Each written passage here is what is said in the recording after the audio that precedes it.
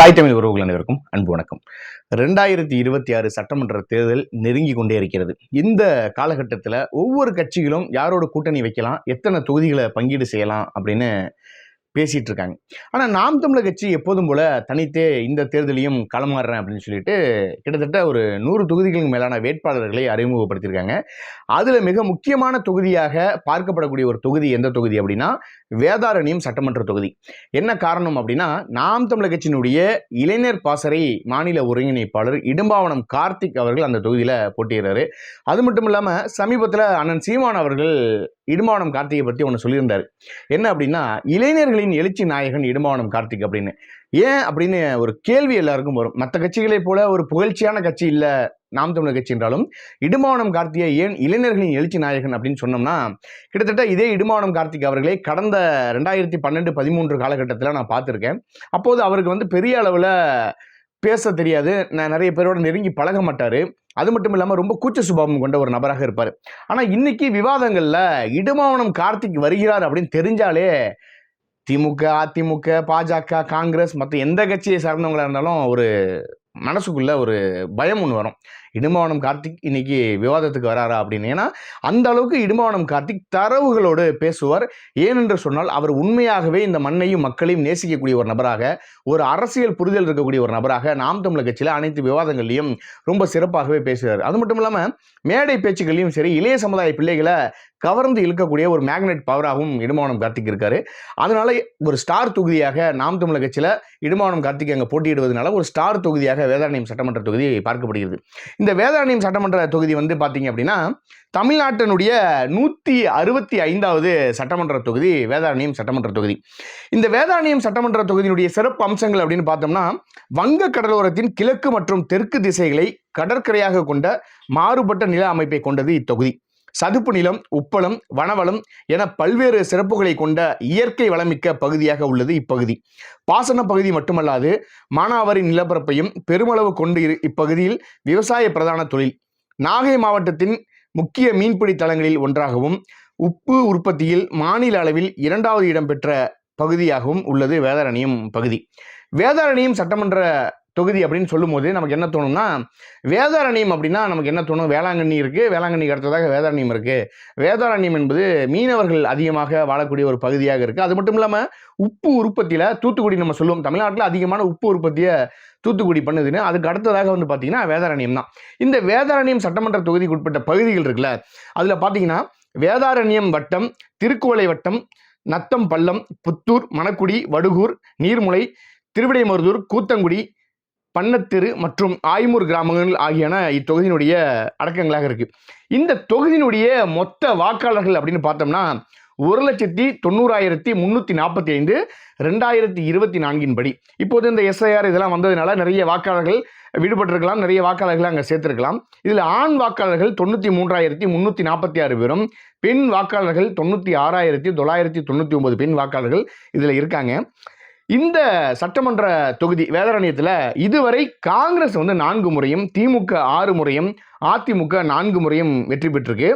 2016 இப்போ 2016 நாம் தமிழர் கட்சியினுடைய முதல் தேர்தல். அந்த தேர்தலை நாம் தமிழர் கட்சி எதிர்கொள்ளும் போது பல்வேறு விமர்சனங்கள் நாம் தமிழர் கட்சி மீது வைக்கப்பட்டது. என்னன்னா 234 தொகுதிகளுக்கு நாம் தமிழர் கட்சியில் ஆள் இருக்கா அப்படின்னு கேட்டாங்க. ஒரே மேடையில் கடலூரில் 234 தொகுதி வேட்பாளர்களையும் அண்ணன் சீமான் அவர்கள் அறிமுகப்படுத்தினார். அந்த வகையில் 2016 நாம் தமிழர் கட்சியினுடைய முதல் தேர்தல் களம். அதில் இந்த வேதாரண்யம் சட்டமன்ற தொகுதியில் பார்த்தீங்கன்னா அதிமுக கூட்டணி 60,836 வாக்குகள், 41.44 விழுக்காடு வாக்குகளை பெற்றிருக்காங்க.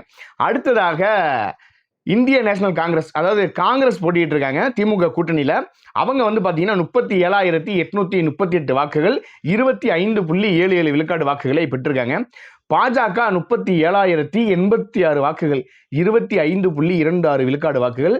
இதுல தேமுதிக மக்கள் நல கூட்டணியில் போட்டியிடும் போது 4,594 வாக்குகள், 3.13 விழுக்காடு வாக்குகளை பெறுறாங்க. இதுல பாமகவும் போட்டியிடுறாங்க. 2016 மாற்றம், முன்னேற்றம், அன்புமணி அப்படிலாம் சொல்லி அந்த தேர்தலில் பாமக தனிச்சு போட்டியிடும் போது 2081 வாக்குகள். இப்ப நமக்கு ஒரு கேள்வி என்ன வருதுன்னா, இப்ப நீங்க பாருங்க, தேமுதிக மக்கள் நல கூட்டணியில 4500 வாக்குகளை பெறாங்க. பாமக பெரிய கட்சி, அப்போது மிகப்பெரிய அளவு வளர்ந்த கட்சி, 2000 வாக்குகளை பெறாங்க. ஆனா நாம் தமிழர் கட்சி முதல் தேர்தல் களம், நாம் தமிழர் கட்சி தேர்தலில் முதன்மையாக சந்திக்கிறாங்க. அப்போதும் 1386 வாக்குகள், 0.94 விழுக்காடு வாக்குகளை பெறாங்க நாம் தமிழர் கட்சி. இப்போ ஒரு கேள்வி என்னன்னா, பாஜக வந்து பாத்தீங்கன்னா ஏற்கனவே 2016 37,000 வாக்குகள் பெற்றிருக்காங்க. அப்புறம் அதிமுக 60,000 வாக்குகள். அப்படி பார்த்தோம்னா 2026 அதிமுகவும் பாஜகவும் கூட்டணி வராங்களே அப்படின்னு ஒரு கேள்வி இருக்கும். அதுக்கான விடையை நம்ம பின்னாடி சொல்லுவோம். நாடாளுமன்ற தேர்தல் 2019 இதுல சிபிஐ போட்டியிடுறாங்க. திமுக கூட்டணியில சிபிஐ போட்டியிடுறாங்க. அவர்கள் 67,376 வாக்குகள், 47.07 விழுக்காடு வாக்குகளை பெறாங்க. அடுத்ததாக அதிமுக வந்து 48,948 வாக்குகள் பெறாங்க. 34.19 விழுக்காடு வாக்குகளை பெறாங்க. நாம் தமிழர் கட்சி முதல் நாடாளுமன்ற தேர்தல், போன சட்டமன்ற தேர்தலில் 1386 வாக்குகள் எடுத்த நாம் தமிழர் கட்சி 2019 என்ன ஒரு 2000 வாக்குகள் எடுத்திருப்பாங்களா, இல்லை ஒரு 3000 வாக்குகள் எடுத்திருப்பாங்களா அதிகபட்சம் அப்படின்னு ஒரு கேள்வி வரும். ஆனால் அந்த தேர்தலில் நாம் தமிழர் கட்சி கரும்பு விவசாய சின்னத்தில் போட்டிட்டு 10,077 வாக்குகளை பெறுறாங்க. 7.04 விழுக்காடு வாக்குகளை பெறுறாங்க. அப்ப என்னன்னா, முதல் தேர்தலில் நாம் தமிழர் கட்சி போட்டியிடும் போது 0.94 விழுக்காடு வாக்குகளை பெறாங்க. ஆனா அதற்கடுத்த நாடாளுமன்ற தேர்தல் 7 விழுக்காடு. இதுதான் வளர்ச்சி. ஒரு கட்சி என்பது வளர்வதற்கான ஆதாரமும் அடிப்படையும் இதுதான். அதுல மக்கள் நீதி மையம் 1382 3.13 விழுக்காடு வாக்குகளை பெறாங்க. அதற்கு அடுத்ததாக 2021 சட்டமன்ற தேர்தல். இப்ப 2021 சட்டமன்ற தேர்தலில் ஒரு கேள்வி வரும். நாடாளுமன்ற தேர்தலில் 10,000 வாக்குகள் எடுத்த நாம் தமிழர் கட்சி எப்படியோ ஒரு 15,000 வாக்குகள் எடுத்திருக்கலாமா அப்படிங்கும் போது கண்டிப்பா உறுதியாக 20,000 வாக்குகள் கூட எடுத்திருக்கலாம். ஆனா என்ன ஒரு சிக்கல்னா, அங்க திமுக அதிமுக 2 கட்சிகளும் கூட்டணியோடு களம் காண்றாங்க. அங்க பாஜகவினுடைய பலம் அங்க போகிறது. அது மட்டும் இல்லாம திமுக 10 கட்சிகளோட கூட்டணி, அதிமுகவும் நிறைய கட்சிகளோடு கூட்டணி வைக்கிறாங்க. அது மட்டும் இல்லாம வாக்குகளுக்கு பணம் கொடுக்குறாங்க. இப்படியெல்லாம் நடக்கும்போது அந்த சட்டமன்ற தேர்தல் எப்படி இருக்குன்னா, அதிமுக 78,719 49.7 விழுக்காடு வாக்குகளை பெறாங்க. அடுத்ததாக திமுக 66,390 வாக்குகள், 41.90 விழுக்காடு வாக்குகளை பெறாங்க. அப்ப இந்த 2 கட்சிகளுக்குமான வாக்கு வித்தியாசம் வந்து பாத்தீங்கன்னா 8 விழுக்காடு வாக்குகள் தான். ஆனா இங்க நாம் தமிழர் கட்சி என்ன பண்றாங்க அப்படின்னா, 9,106 வாக்குகளை பெறாங்க. 5.75 விழுக்காடு வாக்குகளை பெறாங்க. அங்க அமமுக வந்து 1,284 வாக்குகள். டிடிவி தினகரன் அவர்கள் குக்கர் சின்னம், அந்த டிடிவி தினகரனுடைய கட்சி தெரியும் அமமுக. அங்க வந்து பாத்தீங்கன்னா நம்ம உலக நாயகன் கமலஹாசன், அப்படியே புரட்சி செய்ய வந்த உலக நாயகன் கமலஹாசன் அந்த தேர்தலில் வாங்கின வாக்கு வெறும் 437 வாக்குகள் தான். ஒரு நடிகருக்கு மக்கள் கொடுக்கக்கூடிய அங்கீகாரம் என்பது 437 வாக்குகள் மட்டும்தான். இதை மீண்டும் மீண்டும் நான் அழுத்தி சொல்றேன். அதற்கு அடுத்ததாக 2024 பாராளுமன்ற தேர்தல் வருது. அந்த பாராளுமன்ற தேர்தலில் மீண்டும் அங்க சிபிஐ வந்து வெற்றி பெறாங்க. அப்ப திமுக கூட்டணியோட அங்க சந்திக்கிறாங்க. 55,203 வாக்குகள் தான். அப்ப அதிமுக கூட்டணி பாத்தீங்கன்னா 42,927 வாக்குகள். இதுல திமுக 38 விழுக்காடுகள் அந்த கூட்டணி சிபிஐ பெறாங்க. இங்க அதிமுக 30 விழுக்காடு, அதே 8 விழுக்காடு தான். ஆனா இங்க நாம் தமிழர் கட்சி என்ன பண்றாங்கன்னா, இந்த பாராளுமன்ற தேர்தலில் புதிய சின்னம் ஒளிவாங்கின்னு ஒரு சின்னத்தை கொடுக்குறாங்க. அந்த சின்னம் வந்து தேர்தலுக்கு முன்பாக ஒரு 15 நாட்களுக்கு முன்பாக தான் அந்த சின்னம் கொடுக்கப்படுகிறது. அந்த சின்னமும் அண்ணன் சீமான் சொன்னது போல ஏதோ சீப்பு போல இருக்கும். அதையும் தேடி கண்டுபிடிச்சு அந்த மக்கள் என்ன பண்ணியிருக்காங்க அப்படின்னா, 21,970 பேர் வந்து வாக்குகளை செலுத்தியிருக்காங்க. 15.44 விழுக்காடு வாக்குகளை நாம் தமிழர் கட்சி பெறுகிறது. அந்த தேர்தலில், அந்த நாடாளுமன்ற தேர்தலில் இப்ப ஏற்கனவே சட்டமன்ற தேர்தலில் 2016 39,000 வாக்குகள் வாங்கின பிஜேபி என்ன பண்ணுதுன்னா 19,316 வாக்குகள். அப்ப கிட்டத்தட்ட 15 விழுக்காடு வாக்குகளை நாம் தமிழர் கட்சி தன்னுடைய வாக்காக அங்க தக்க வைக்கிறது. அப்படி இருக்கும் பட்சத்தில் 2026 தேர்தல் களம் என்பது எப்படி இருக்கும் அப்படின்னா, ஏற்கனவே 2024 15 விழுக்காடுகளை நாம் தமிழர் கட்சி தக்க வச்சிருக்கு. இப்ப இந்த 2026 எப்படி இருக்கும் ஒரு களம் அப்படின்னு ஒரு கேள்வி இருக்கும் எல்லாருக்குமே. அப்ப இந்த 2026 களம் எப்படி இருக்கும் வேதாரண்யம் சட்டமன்ற தொகுதியில் அப்படின்னு எல்லாருக்கும் ஒரு கேள்வி இருக்கும். அது மட்டும் இல்லாம OS மணியன் தான் அந்த தொகுதியில வெற்றி பெற்றிருக்காரு கடந்த 3 முறை. இப்ப இவரு நம்ம முதல்வர் திராவிட மாடல் இருக்குல்ல, அந்த திராவிட மாடலுடைய முதல்வர் என்ன பண்றாருன்னா, வார்னிங் கொடுக்குறாரு. என்ன வார்னிங்னா, அந்த தொகுதியை எப்படியாவது நம்ம கைப்பற்றி ஆகணும் வேதாரண்யத்தை அப்படின்னு சொல்லி வார்னிங்லாம் கொடுத்துருக்காரு. ஏன் வார்னிங் கொடுக்குறாருன்னா, ஏற்கனவே 10 கட்சி கூட்டணி, இதுல வேற நோட்டு, அது குவார்டரு, பிரியாணி எல்லாம் கொடுப்பாங்க. அப்படி இருந்த ஒரு பயம் என்னன்னா, உலகம் போற்றும் ஆட்சியை கொடுக்குறோம், நாங்க திராவிட மாடல்னா உலகமே போற்றுங்கிறான். ஆனா தமிழ்நாட்டு மக்கள் காரி துப்புறான், எல்லாத்துலயும் காரி துப்புறான். எல்லா துறையும் வந்து தோல்வி துறையா இருக்கு அப்படின்னு காரி துப்புற அளவுக்கு தான் அந்த ஆட்சி இருக்கு. அப்படிப்பட்ட ஆட்சி வச்சுக்கிட்டு ஐயா ஸ்டாலின் சொல்றாரு வேதாரண்யத்தை நாங்கள் வெல்லணுங்கிறாரு. அதுக்கு வாய்ப்பு இல்லை ராஜா அப்படின்னு தான் மக்கள் சொல்றாங்க. என்ன காரணம் அப்படின்னா, அங்க அதிமுக தொடர்ச்சியாக 3 முறை வெற்றி பெற்றதுனால இந்த தொகுதியை கைப்பற்றணுங்கிற எண்ணம் இருக்கு. ஆனால் இந்த முறை அங்க போட்டி அப்படின்னா எல்லாருக்குமே தெரிஞ்சிருக்கும். நாம் தமிழர் கட்சியினுடைய நம்பிக்கை நாயகன், இளைஞர்களின் நம்பிக்கை நட்சத்திரம் இடும்பாவனம் கார்த்திக் அங்க போட்டியிடுவதனால வேதாரண்யம் சட்டமன்ற தொகுதி என்பது நாம் தமிழர் கட்சியினுடைய வசம் என்பதில் எந்த விதமான மாற்று கருத்து இல்லை. ஆனாலும் இந்த தொகுதியினுடைய வாக்கு சதவீதத்தை பார்த்தீங்கன்னா, அதிமுக கூட்டணி அங்க பாஜக ஏற்கனவே கொஞ்சம் வலிமையாக இருக்காங்க. அதனால பாஜக அதிமுக 34 விழுக்காடு வாக்குகளை தக்க வைப்பாங்க அப்படின்னு ஒரு கணிப்பு இருக்கு. அது மட்டும் இல்லாம திமுக 30 விழுக்காடு வாக்குகளை பெறுவாங்க. அதே ஈக்குவலாக திமுகவுக்கு ஈக்குவலாக நாம் தமிழர் கட்சி 30 விழுக்காடு வாக்குகள். இப்போ ஒரு கேள்வி வரும், இந்த கீழே வந்து நக்கல் நையாண்டி எந்த தொகுதியில தான் நீங்க தோப்பீங்க அப்படின்னு ஒரு கமெண்ட்லாம் வரும்ல.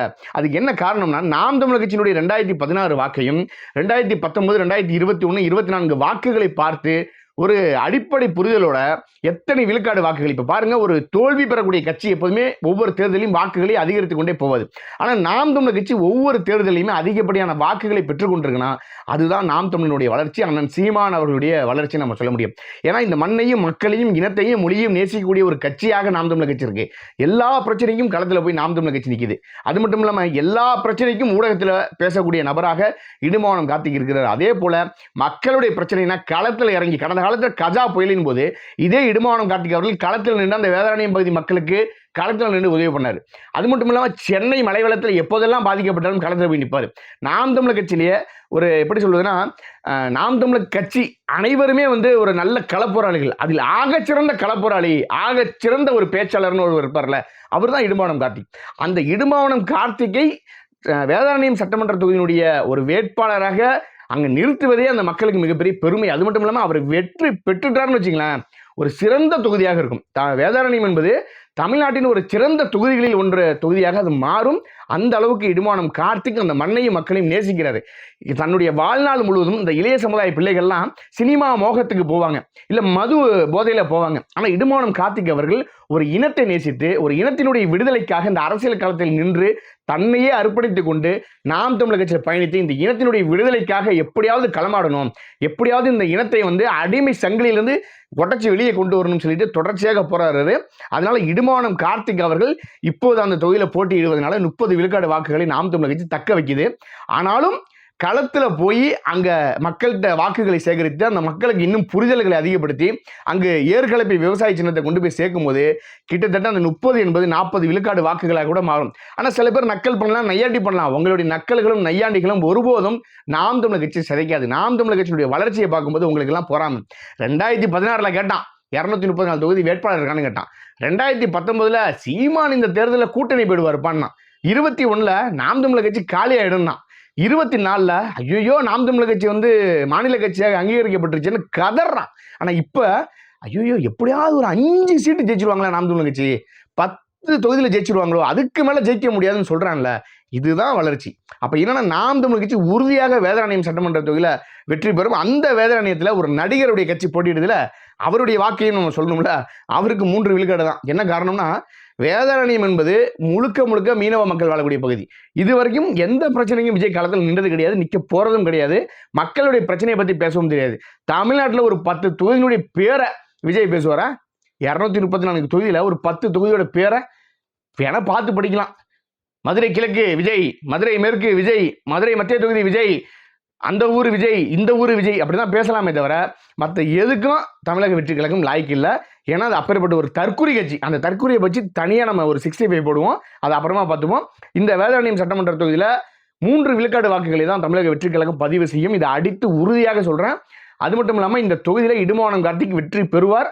பெரும்பான்மையான வாக்குகளை வெற்றி பெறுவாங்கிற நம்பிக்கையோட மீண்டும் ஒரு காணொலியில் சந்திப்போம். நன்றி, வணக்கம்.